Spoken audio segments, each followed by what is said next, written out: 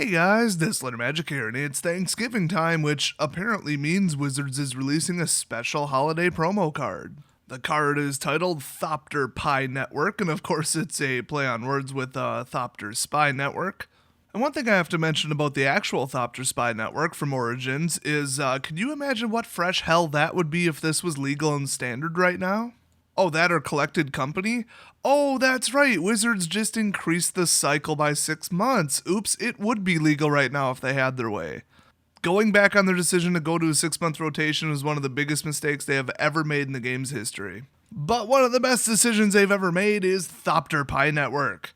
This card states that at the beginning of your upkeep, if you're eating, create a 1/1 colorless Thopter artifact creature token with flying. Now, I'm always eating during a match, so there you go. Use food to represent the token. Once again, pretty much all of us do that all the time. I mean, Mike and Ike's, come on. If you recall, even Nala uses delicious dog treats. Then, of course, the card completely needlessly states whenever a creature token you control dies, if it's represented by food, eat it. That's pretty much standard rules in MTG. And, of course, the flavor text says they all thought her dream was just pie in the sky. I feel like this is going to be about as close as we're going to get for a while to an unhinged card, so I totally want it. Now, in the actual announcement on the webpage, it says every holiday season, Wizards of the Coast creates a holiday-themed, non-tournament legal card as a special gift to vendors, partners, and other people we work closely with over the year. This year's card is Thopter Pie Network. See it for yourself, and then they show it off. Now, first of all, I find it a little bit odd that I have never, ever heard of this. Ever. I've never seen a holiday-themed card. I've never heard about one. I've never seen a graphic of one.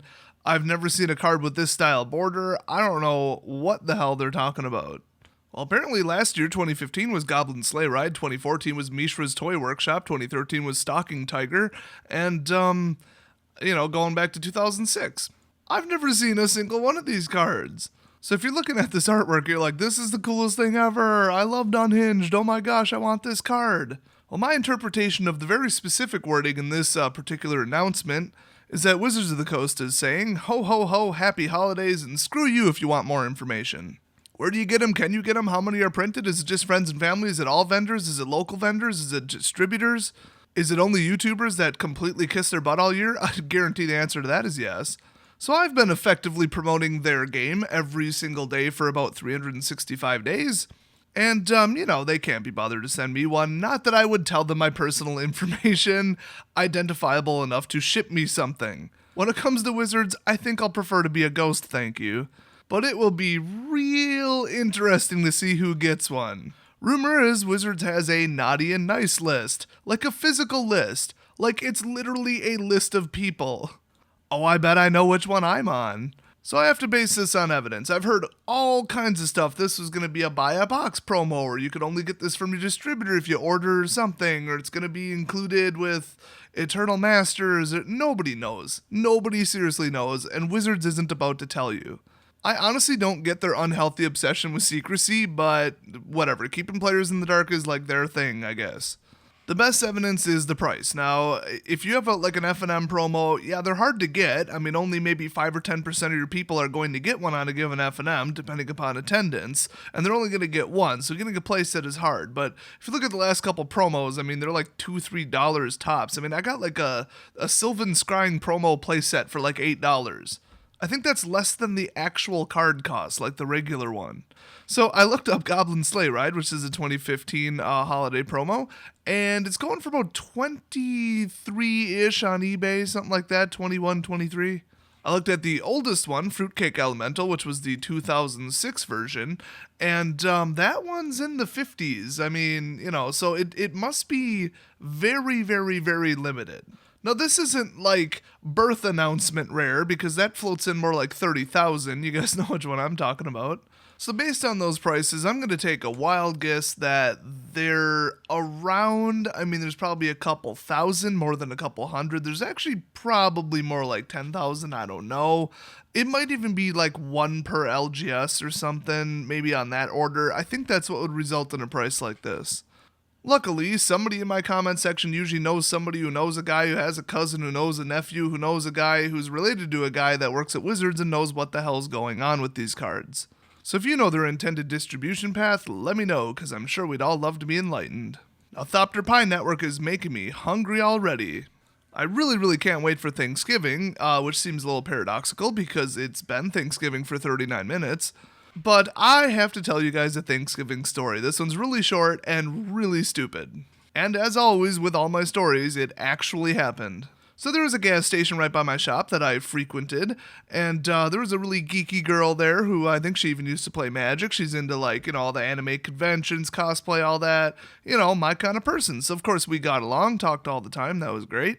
Got around to the holiday season, and she's all talking about all the Jewish holidays. I'm like, oh cool, you're Jewish, that's awesome, and I'm not one to discriminate or nothing. The only thing I got against the Jews is they keep buying up all the good Jewish-style rye bread at my local grocery store. Oh, by the way, if you've never had Jewish-style rye, it's like half the calories and just as tasty. Okay, that right there is magic, okay? I don't know how they do it, but that is like some Hanukkah-level miracle, but all year round. But enough about delicious ancient bread. We were talking about our plans for Thanksgiving, and I told her about our annual tradition with my family. And at this point, I think I'm the only one who still participates. I roped some other people into it in the past, like we're talking 10, 15 years ago, and then they all just got beat by me every single year, so they just stopped doing it, but I'm not going to. I'm really quite competitive.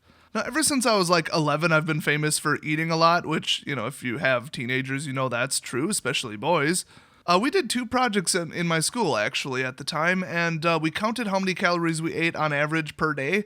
And when I was 13, 14, something like that, I averaged 8,500 calories per day, and I was 145 pounds. Oh, and about 5'10".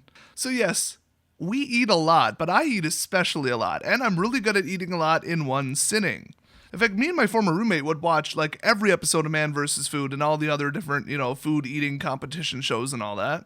That was our training videos, okay? So we ran around doing challenges and stuff, and I've won a couple and all that. Kind of ironic because I'm not that big. So one thing I'm known for is being able to really put down the food. My family's also really good at cooking, which is weird because we're German and Irish. Oh, I'm offending everybody this holiday season. But we had such good food, I just skipped breakfast, skipped lunch, and then went to, Thanksgiving at night. I was crazy hungry, so I got the crazy idea of weighing myself beforehand. So I weighed myself before and then after, and I had eaten 5 pounds of food. So then it kind of became a tradition. I told everybody the next year, hey, I ate 5 pounds of food last year. That's pretty good. My record while training at the buffets was only 6 pounds, so I thought, oh boy, that's about my cap. So year after year, I'd beat my enormous 6'6" cousins and stuff, and my brother, who's much larger than me. I beat them all. Yes, I'm proud of that stupid of an accomplishment. And so it became a Thanksgiving tradition, and I think I want to say 3 years ago was my record. I somehow went super hardcore with it, really stuck to it, looked up some different tactics. I got 8.9 pounds.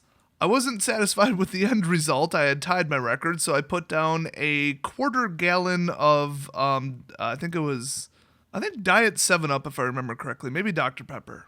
If you're not familiar, that weighs exactly 2 pounds. Hey, I'm not above cheating by using ultra-dense liquids. The last couple years, I was just really sick or had a cold or just not eating for a while. Didn't go so well. My stomach didn't feel right. Disgraceful 3 pounds. I mean, we're talking, might as well just be kicking the pilgrims right in the nuts. Now, I apparently have a really slow metabolism, which is weird because I'm always hot. And I guess I don't get that much physical activity at my job or in an average day.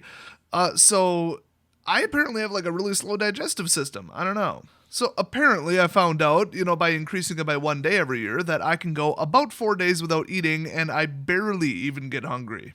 So that year I quite literally went 4 days without eating anything. And I mean anything.